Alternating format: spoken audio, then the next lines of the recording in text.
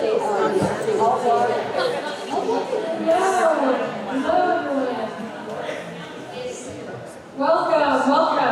My name is I am the events coordinator at the Norwich Bookstore. I am so thankful to see you all here for our event for Sarah Stewart Taylor's new book. Please give her and herself a round of applause.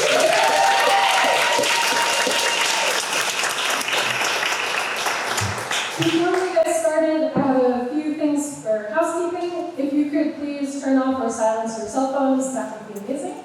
And if you need to use the restroom, it is all the way down the hall out there. And in case of emergency, there's an exit right behind you. All right, so for this event and for the bookstore, we are only able to make these things happen with the support of book sales. So if you like what you hear tonight, please support the author and us by buying a book. We will have Sarah's books on sale at the back table there.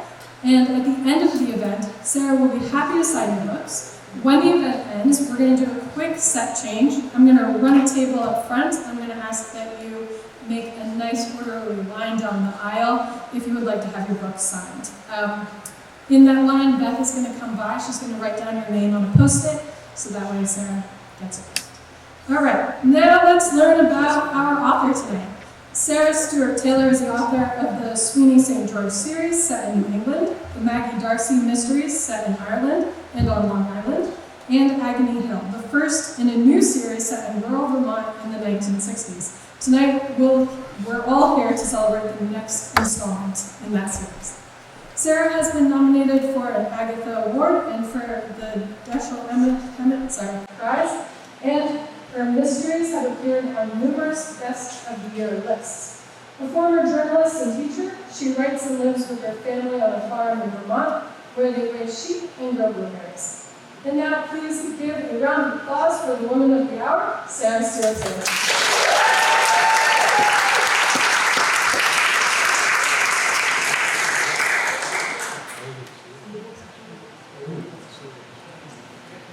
Hi, everybody. Thank you so much for coming. This is, putting a book out is a little bit scary, and launch day is always sort of a mix of emotions. It's excitement, but it's this feeling of, oh, what if nobody likes the book? What if nobody comes to my event? And to look out and see all of your faces here is just, it just makes my day. So thank you. Thank you. And thank you to the Norwich Bookstore. I was thinking about it the other day, and I realized that I have launched every single book I've written and published with the Norwich Bookstore.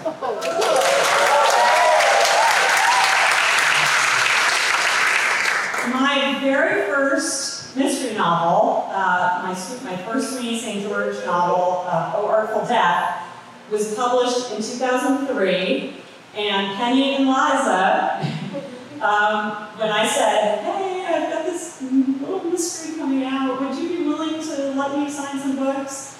They said, sign books, we're going to do an event, we're going to do a launch. And ever since then, the Norwich Bookstore has, has made a new book an exciting and celebratory event for me, and I so appreciate it. I was also just thinking, looking at Lisa sitting there, that when one of my books came out, Lisa even let me into the bookstore for a sneak peek at the finished copies when they arrived. Like that, where else would that happen? Sorry, guys. I hope that's okay. It was a long time ago. I can't be fired now. You can't be fired. So, thank you. I'm really, really excited to talk about Hunter's Heart Ridge tonight. Probably most of you know that it's the second installment in my Bethany, Vermont series, which started with Agony Hill. Sorry, I knew I had it right there. Agony Hill is out in paperback now, so if you need something that you can, stick into your beach bag or your suitcase, very easy to pick up and take with you. Agony Hill as probably a lot of you know, is set in the hot summer of 1965 in a fictional Upper Valley town, just as the interstates are arriving in our area. And the original inspiration for this book and for the series was really, really was my fascination with that period in the history of the country, the state of Vermont, the state of New Hampshire, and the Upper Valley, when it felt like everything was changing and shifting in a way that, I think sort of looking back with hindsight, it really was a period where everything changed. Where the interstates were coming, the Vietnam War was ramping up, and the sort of changes to relationships between the generations were really, really intense. And I'm going to talk a little bit more about that because Hunter's Heart Ridge is in many ways about sort of that tension between generations during this period of the mid-60s, as the war is ramping up and as the protest movement is ramping up, as the civil rights movement is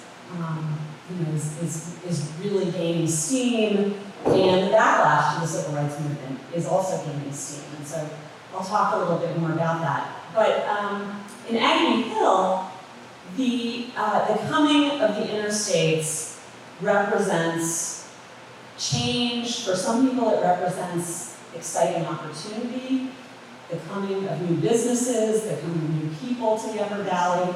And for other people, there's real fear and anxiety about the way that these interstates are going to change life here. In 1965, the interstate has reached the part of the river valley where I live, and just south of it, in Weathersfield, and it's heading north, or at least the plan is for it to head north. But as many of you who were around in those days know, Norwich, in particular, was not that excited about the interstate coming. And there was, I see the heads nodding in the audience, there was a lot of angst in Norwich and Hanover about how the interstate would divide the two communities, how the interchange would, for some people it really felt like it was going to destroy the town. And so, I'll talk a little bit about my research and some of the things that I found. So Agony Hill is set in August of 1965, and Hunter's Heart Ridge is set about 3 months later in November. And the book begins on the second weekend of Vermont's regular deer hunting season. Detective Frank Warren, who you met in Agony Hill, who is a recently arrived cop from Boston, who has just come to Bethany to take a job with the Vermont State Police as a detective. He has a day off, he's relaxing, he goes to the general store to get his newspaper, and when he gets back to his house, his deputy, Pinky Goodrich, is waiting for him, and he says, "We've got to go out to the Ridge Club," which is a very elite hunting and fishing club, not too far from Bethany. There's been a hunting accident. And not only has there been a hunting accident, but the man who's been found dead is a former ambassador to West Germany. And the club is full of people with connections to the government, an interesting stew of men at this club. There's an executive with the Raytheon Corporation who's involved in manufacturing some of the technology that is being used in the burgeoning war. There are men from the military, and there's this former ambassador who's now dead. And so it's a very tense situation, I'll say, that Warren walks into when he arrives at this hunting club. He begins to investigate, and he thinks perhaps he's making some progress when an early season snowstorm rolls in and traps him and Pinky, his deputy, at the club with this mixture of people. And pretty soon, someone else is dead, and Warren has to figure out what happened because he knows it's someone at the club. So as you can see, if you're a mystery fan, I really had fun playing with the structure of the closed circle mystery, which some of you probably know from Agatha Christie and from some of the sort of golden age detective novelists. The idea that you create a mystery within a closed circle of people, and you sort of play with this idea that you never really know anybody, right? The reason that it was so popular during Agatha Christie's time was that this kind of mystery really reflected a lot of the sort of between the wars and post-World War II anxiety about how the class system in Britain was shifting. And this idea that there are all these people in a village or in a house, and you think you know them, but you really don't.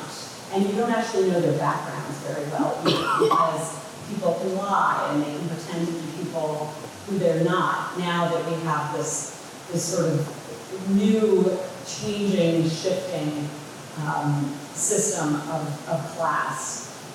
It was a really popular way of constructing mysteries, and I've always loved them, and I thought it would be fun to do it in this book.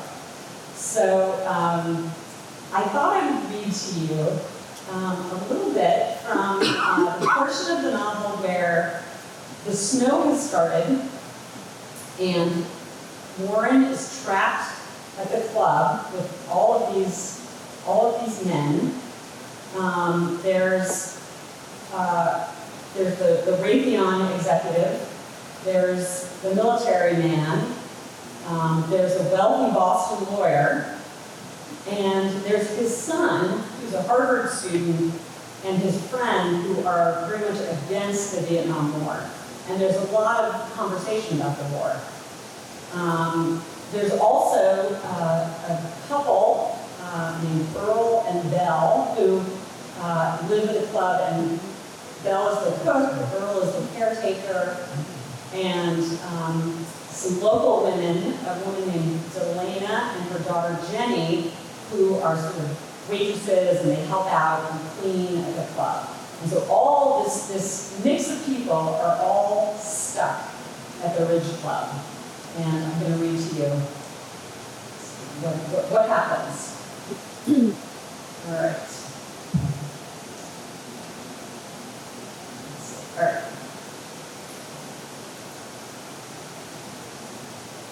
I'm trying to find the exact right place to start. All right. That's right, Seth, who is one of the young Harvard students, said. It's the system, you see, not the individual man, because I suppose you'd say the same about soldiers, Herman said before Seth had a chance to finish, leaning forward to stare right at Skip. I suppose you're one of these who says boys shouldn't have to fight if they don't want to. I do say that, Skip said. I don't want to go to war. I don't want to fight people I have no issue with who are just trying to survive. Oh God, this again, Jack said. You think Friday night would have been enough for you. You were out of order then, and you're out of order now. Out of order? When we were asked to go and fight Hitler, we didn't say we had no issue with the German people. We heeded the call, Jack said. That's what your generation doesn't understand. We understand understand better than you think, Skip said. You have to accept that your way of looking at the world is finished. You're just a bunch of old men sitting around and watching things burn while you talk and talk about patriotism. Jesus Christ, Herman said. What do you think, Mr. Westwood, Seth asked. You said you think we can win this war. You're making the bombs that will keep it going. You've got the profit motive. I think you know nothing, Herman said. Our technology allows for better war outcomes, more precise targeting. That's the whole point of it. What kind of technology? Seth asked calmly. Warren saw in his eyes a bit of the gleam of a cat with a mouse, and he watched as Herman started to rise to the bait, and then thought better of it. Nothing I want to tell you about. He got up and went over to the bar and swore under his breath. And I think we're out of scotch. I'll go and get another bottle, Delana said, putting her drink down on the coffee table. No, I'll do it, Jenny told her. You and Belle hate the cellar. I'll go. She stood up and gave her mother a smile. You stay here and rest. Thank you, sweetheart, Delana told her. You make the Hawk missiles, don't you? Seth asked Herman. Are they using those in Vietnam? Herman turned to look at Seth, and Warren was sure he was going to clock him, but instead he grinned and held his empty glass in the air. Son, I don't know why you've got a bee in your bonnet, but I'm on vacation. You can go screw yourself. That's not the word. My parents are not. Herm, Graham said, there's no need to be vulgar. Is there a television anywhere? It's almost 6 o'clock. Let's turn it on and see if there's anything about the storm. Earl said, there's one in the kitchen. It's not getting a signal. There's a radio, though. He got up and switched on the radio, sitting on a table against one wall, turning the dial until the static resolved and a man's voice came in the middle of a sentence. To Vietnam, where South Vietnamese forces held back a communist attack 40 miles northwest of Saigon, U.S. military sources say U.S. casualties were light. North Vietnamese forces sustained heavy losses. In the second week of fighting in the Ia Drang Valley, North Vietnamese sniper fire was infrequent yesterday. In New England, an early season snowstorm has caused widespread power outages and road closures. Motorists are advised to stay off the roads until further notice, and listeners should set aside water and provisions as the outage may continue. In Ohio, an alert zookeeper, Graham, got up slowly and went over, filled with the dial, lighting on a few stations, but moving on again and saying, shh, when the men started talking again. What are you looking for? Skip asked him. More news, he said shortly. He kept fiddling, finally leaving it on big band music. Sounds like we're making good progress, Jack said. I read in the paper that the war could take 10 years, Skip said. How many people are going to die in 10 years? Didn't we do this on Friday night, Herman asked. Besides, that's ridiculous, fear-mongering. It's nothing like 10 years. Graham looked up. You know my opinion on this, Herman, he said. Damn pacifists, Herman muttered. Don't they see if we just do this thing and do it once and for all, we'll stop them in their tracks? Do you really believe that, Mr. Westwood? Seth asked. How many troops do you think it will take to do it once and for all? Well, Herman checked to see if he was in earnest. They say 100,000 will make a real difference with the right equipment. Bullshit, Graham said in a low voice. This isn't the kind of thing you can... Jenny, wearing a pretty green coat with big black buttons on the front, entered the room again. She was carrying 2 bottles of scotch, and she put them on the bar table. Herman went over to replenish his glass. Thank you, young lady, he said. Jenny started to take her coat off. Oh, it was no... How? What was... Her hand had gone into her pocket, and as they all watched, she pulled it out again. Why is this in here? She she was holding a long, slender-tipped knife. All right, stop there.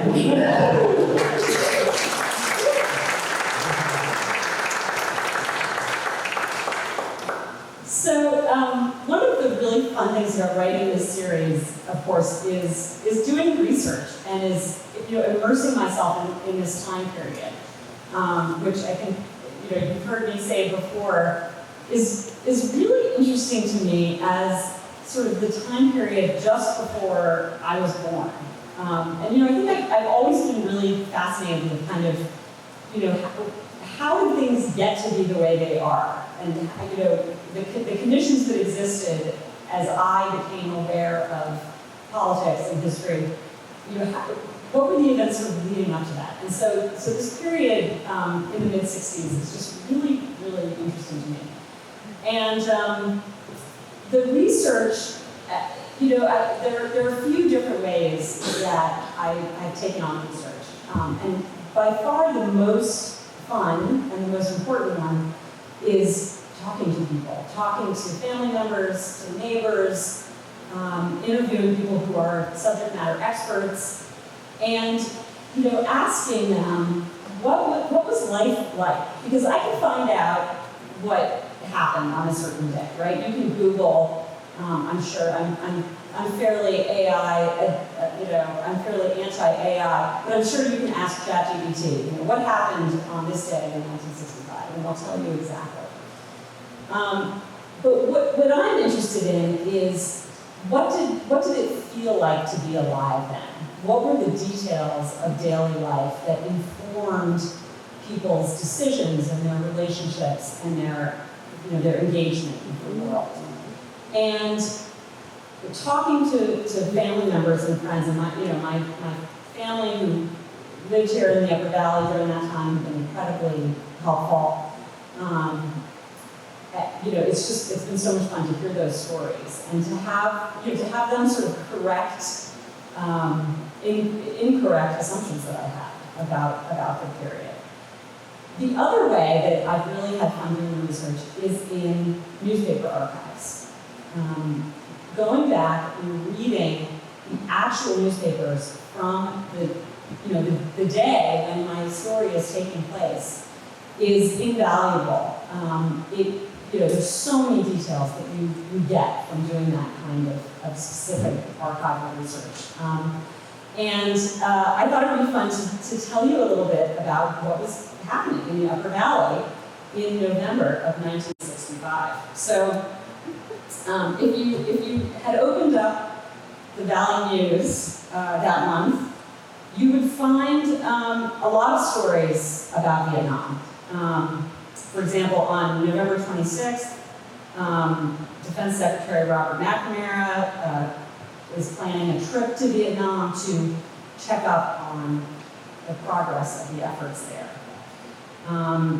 We also, on November 26th, the Valley News reports that a group in Norwich is getting together to talk to Governor Phil Hoff, Vermont Governor Phil Hoff, to deliver their concerns about the interstate. And this is, in November, the interstate stuff is really heating up. And almost every day there's a letter to the editor from a Norwich or Hanover resident raising concerns about the interstate and the exchange, how it's going to completely cut them off from Hanover, and how it's going to, there are a lot of concerns actually about the tax base and the development, the taking of land for the interstate, sort of precluding commercial development in Norwich. It's really interesting to watch that. And Governor Hoff, who at this point in November of 1965 has just shouldered a really stunning loss in the state legislature to the Republicans. And on the front page of the Valley News is a story that he's taking blame for those losses because he went on a trip to Asia. And he says, I think I stayed too long, and I take ownership for those losses. So I thought that was really interesting. On November 12th, 1965, the newspapers are absolutely full of news about Rhodesia's Declaration of Independence and the British government having to figure out how they're going to handle it, and the ongoing conflict in Rhodesia, which becomes increasingly complex until 1979, when independence is finally achieved and it becomes Zimbabwe. And so, people reading the Valley News in November of 1965 would have seen a lot of stories about what was going on in Rhodesia. Also, in Lebanon, a sheep led the police force of Lebanon on a day-long chase around the city. There's some really, really wonderful details. The sheep first camped out on the mayor's lawn, where it was discovered by the police, and they spent the entire day chasing it around. And finally, an enterprising Lebanon resident lassoed the sheep with a rope and was able to get it under control. On November 9th, 1965, there was a massive power outage. I don't know if anyone here remembers this, but 30 million people around New England, the Northeast, and Canada lost power. And it was a huge story. And in the midst of the Cold War, it created all these sort of conspiracy theories about who had knocked out the power, and it also spurred local governments to prepare for power outages, and it sort of created this whole conversation around the integrity of the grid and who might want to sabotage the grid. And I have to say that the power outage in Hunter's Heart Ridge was inspired by this sense of people feeling vulnerable because of this outage. And there's actually some conversation about it. The other thing that was all over the news, of course, was the Vietnam War. And November 1965 was, in many ways, a really pivotal moment. Sort of the week before my book takes place, and the characters talk about it. There is the Battle of the Ia Drang Valley, and this is kind of the first really big battle of the war that would kind of set the tone in a way for the rest of the war. American forces used a mostly aerial assault. It was the first use of B-52 bombers in the war, and the North Vietnamese forces they had much heavier losses, but it was a learning experience because they realized that they had no chance of taking the Americans on in the air, and this is sort of when the strategy of guerrilla warfare was kind of decided upon. So in many ways, this was like a really, really pivotal moment in the war. It's also the week after is the heaviest losses of American troops to date. And as I was researching the period, there's this incredible detail that I found that the U.S. military hadn't come up with a way of notifying families at this point. They didn't have a system for it. And so there was a woman who was the wife of a general, and she said, we've got to come up with a system. There are going to be more and more losses.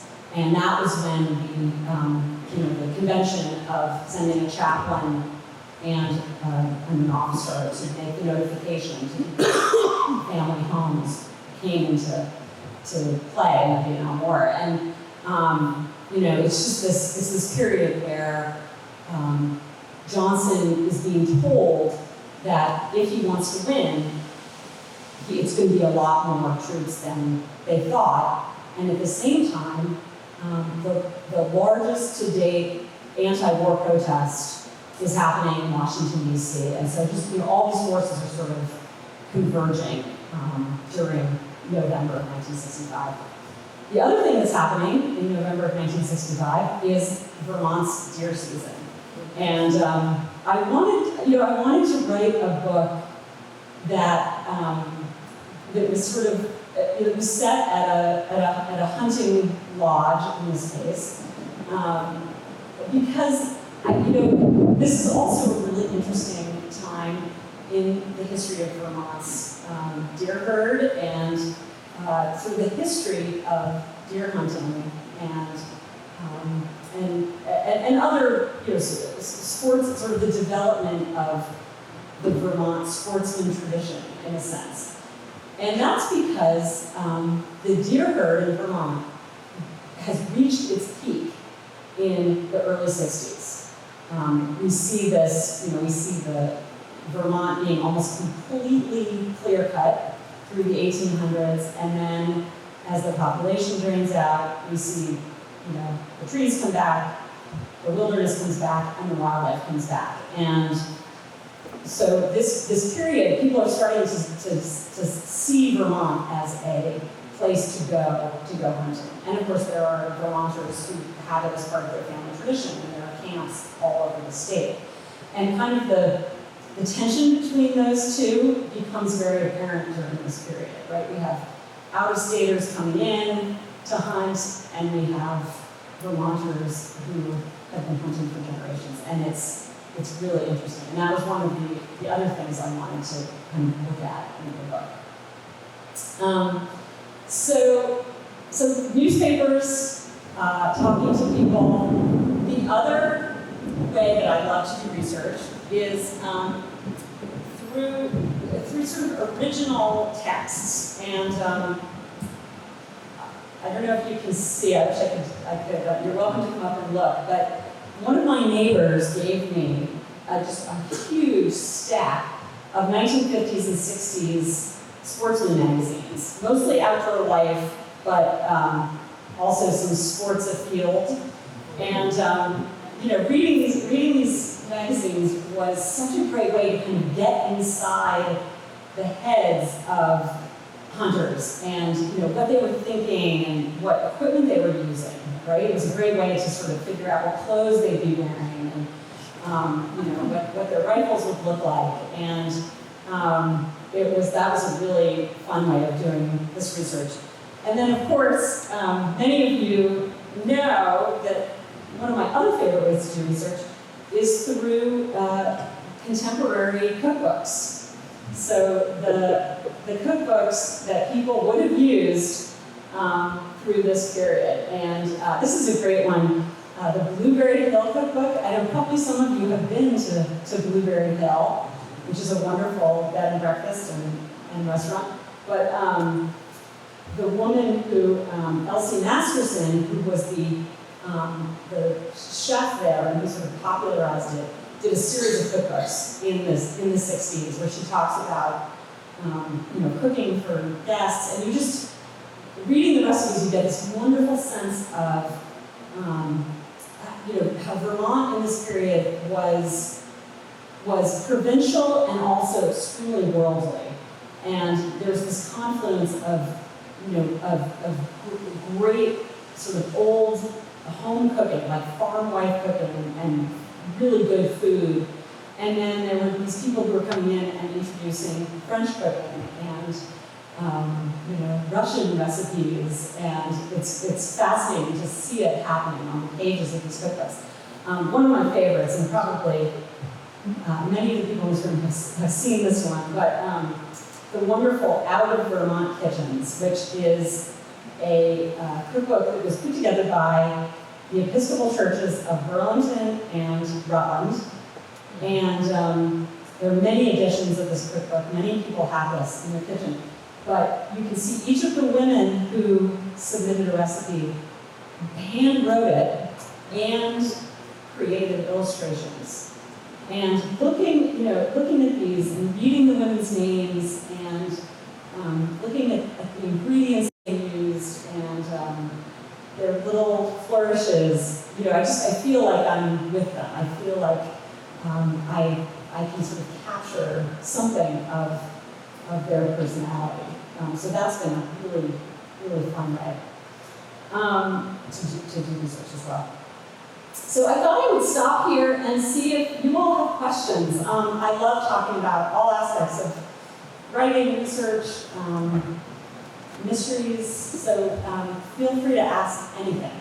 I'll talk about anything.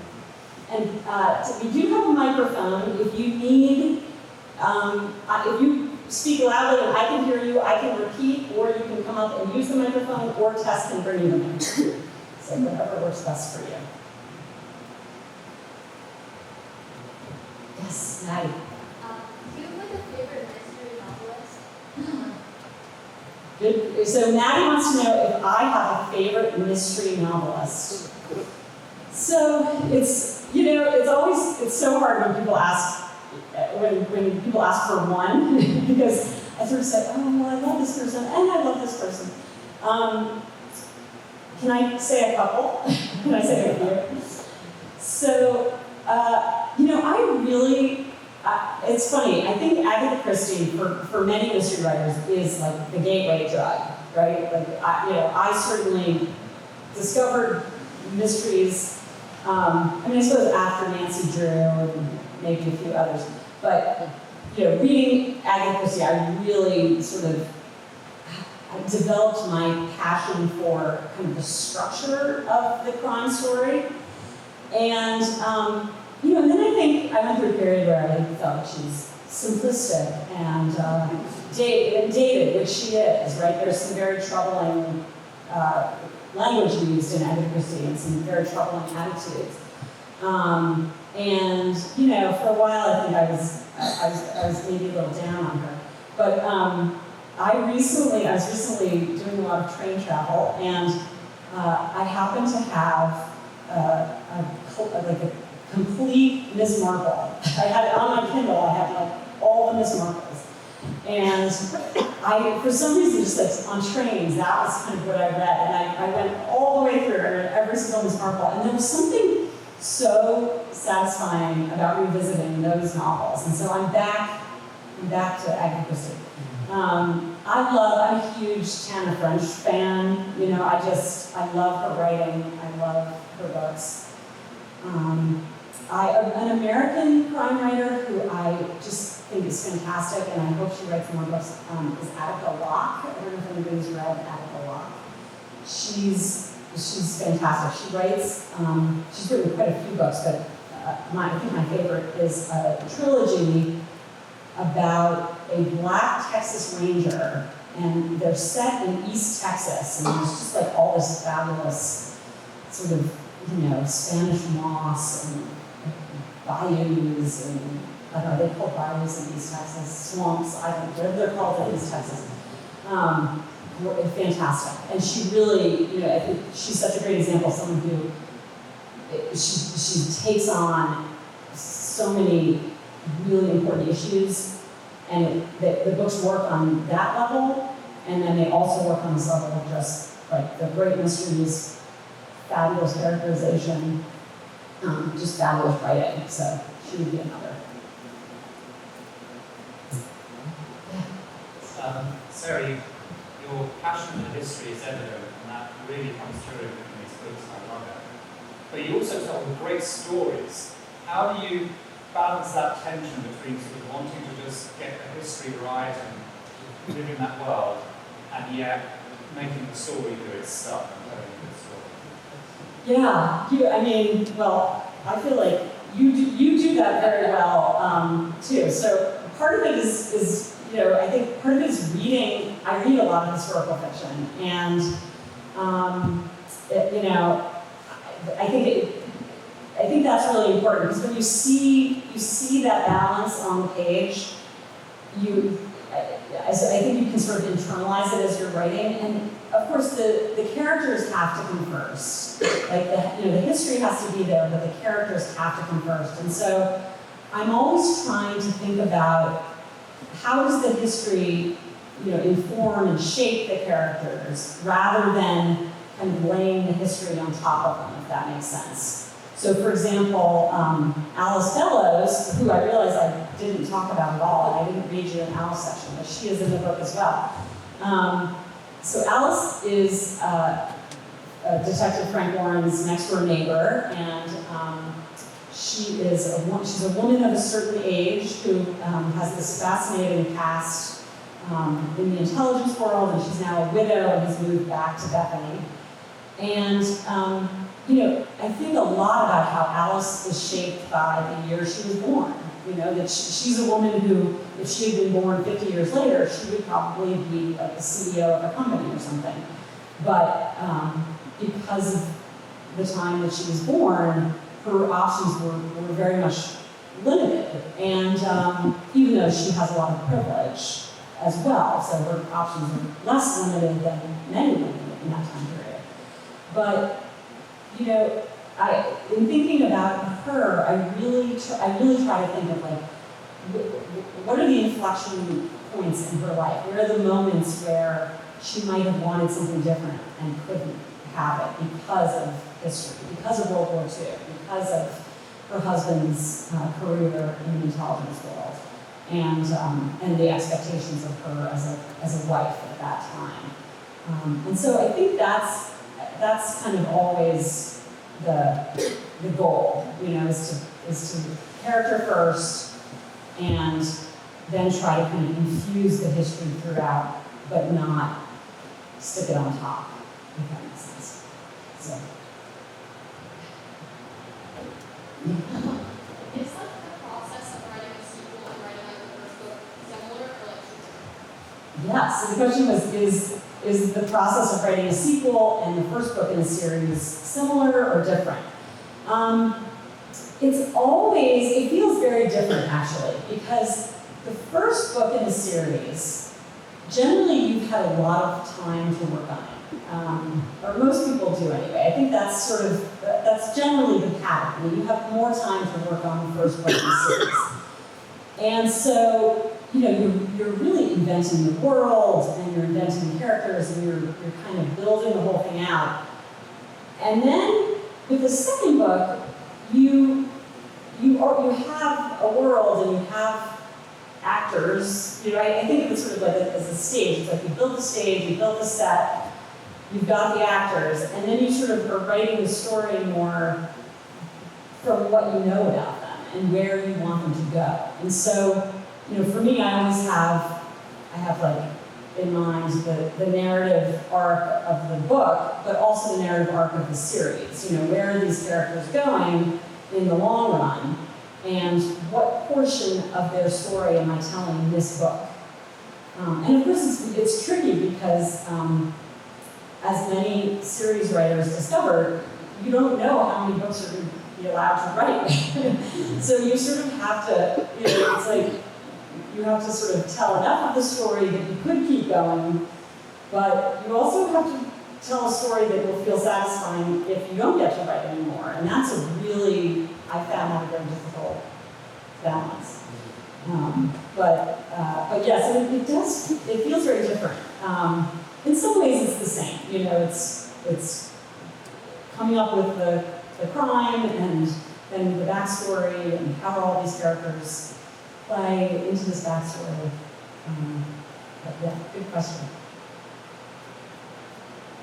Do you do any physical locations where you go visit to get inspiration, or you kind of just have it from your experience? Well, yeah, I do a lot of visiting locations.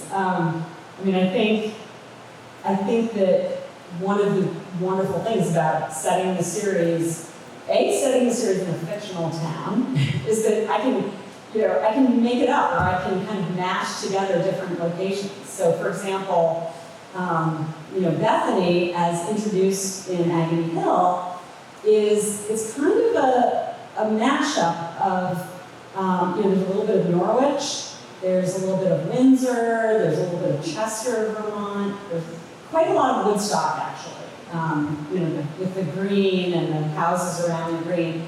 But, I'm sort of putting together all of these real places that it's very easy for me to visit. And that's been really nice because, my previous series, which was set mostly in Ireland, I loved doing the location research for those trips, but it was kind of far away. So I'd go for 2 weeks and like do all the research and then have to come home. Whereas it's nice that I can just, walk out in our yard, and if I need to describe what, trees look like in November, it's right there.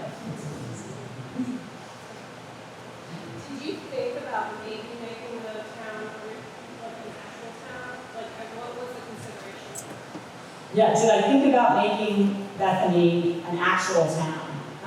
I did, and in fact, I think in an early version, it might actually have been Woodstock. And but then what I discovered was that there were things I wanted to do. I didn't want to make a whole bunch of terrible things happen in a real place where I know a lot of people. I think I wanted more license, and I also needed, so like Woodstock, for example, is the Shire town, and there's a courthouse there, but Windsor, until more recently, had a state prison, right? And so that's an interesting element. So like, let's combine those. Chester, Vermont has some characteristics that I wanted as well, and so it just felt more natural to make it up.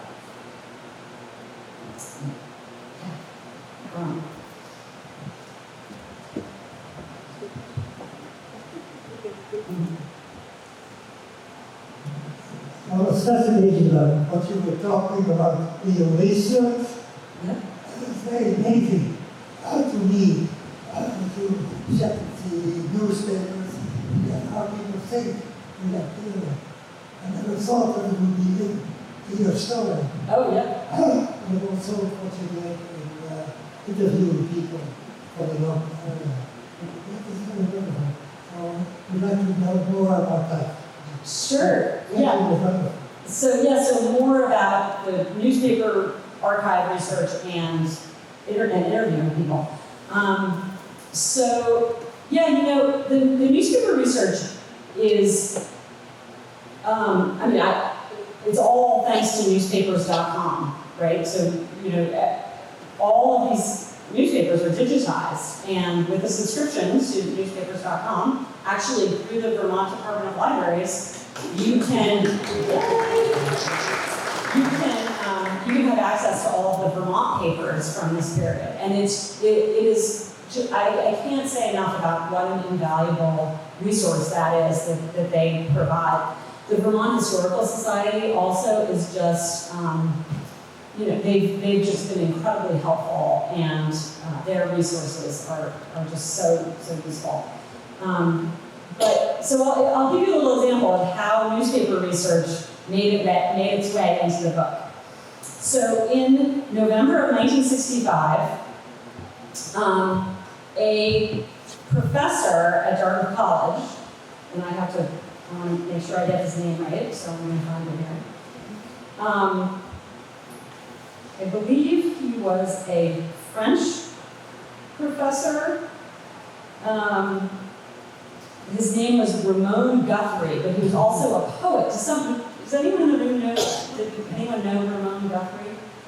Yes, Daryl did. Okay, so you may know the story I'm going to tell, but in November of 1965, Ramon Guthrie went to a poetry reading sponsored by the Dartmouth Student Poetry Magazine and read some poems, and then in front of the entire audience announced that he was giving back his Silver Star, which he had been awarded for service in World War I, to President Johnson in protest of the war in Vietnam. And this was a big news story. And it's really interesting to read in the Valley News. So there's the initial story, and then in the Valley News and the Rutland Herald and the Brattleboro Reformer and the Boston papers, there were varying levels of support or criticism for this act of protest. And then, a few weeks later, there's an absolute deluge of letters on both sides.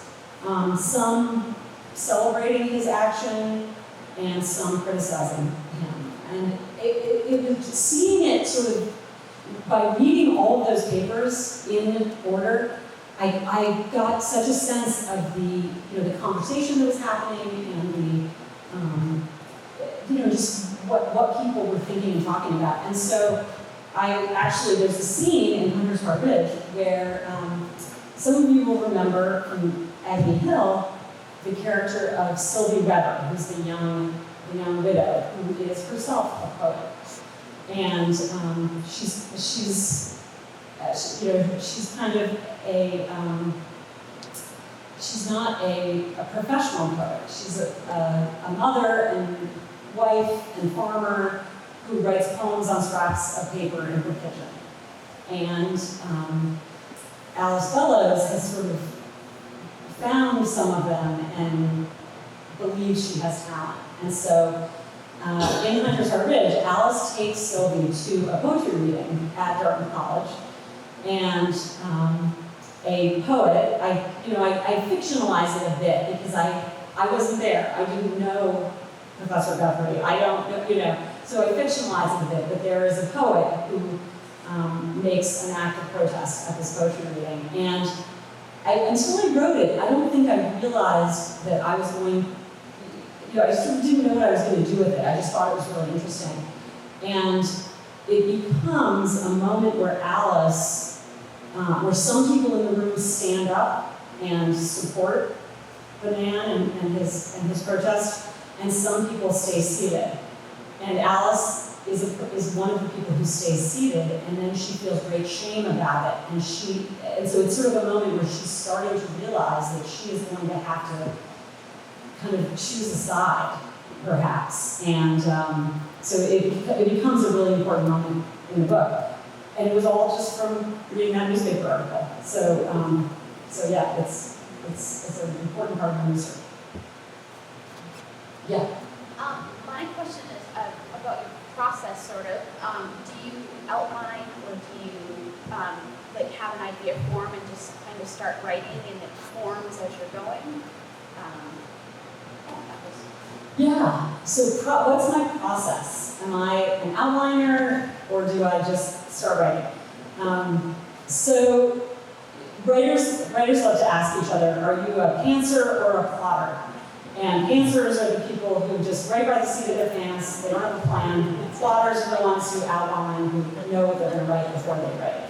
And I always, I'm somewhere in the middle. I would sort of describe myself as a bit of a hybrid. That I like to know the big sort of landmarks along the way in the story.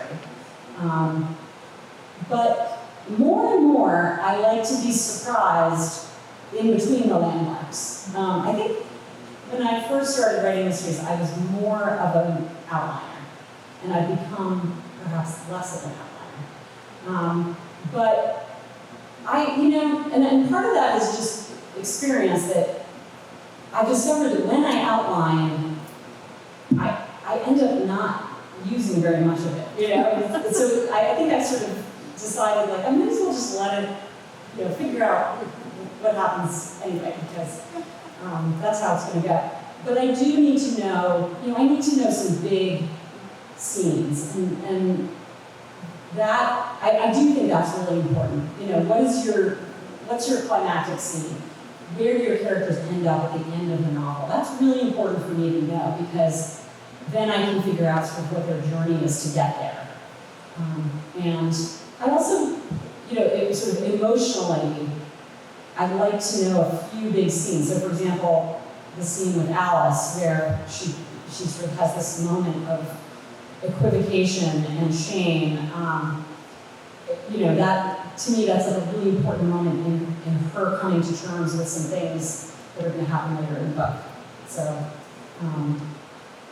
yeah, I don't know if that answers your question. But as many of you know Archer Mayer, and Archer Mayer has done many events with the North Bookstore. And I was once in an event with him where we were asked that question, and I gave my answer about being hybrid or whatever, and then he went second, and he said, "Hi, I just write the book." He said, "I just sit down and I write the book." He sort of was like, "What's all this stuff?" He's like, "Just write the book." And I've always been envious of Archer who can just write the book. Time for one more question. One more, yes. I'm really appreciative of your awareness of your parents being here and you doing the reading. And changed a derogatory word. Let's follow. And yet in the book, was the decision to use the worst word part of the production of the book? Is it something that you decided or somebody else, pushed on you? Oh, absolutely was my decision. And the character who says it, like, this is absolutely what that character would say. He's this is how he talks. He's absolutely, he's very comfortable with that word. And so, my editor, I don't think has ever censored my use of profanity in my books. I don't think she would do that. Although I have a funny story I can tell you, which is that, so one of my Maggie Darcy novels was licensed by AARP and it was this interesting thing where it was like a benefit for their members or something where they were serializing novels, and mine was chosen to be one of these novels. And that editor did say something to me about the use of profanity in the book.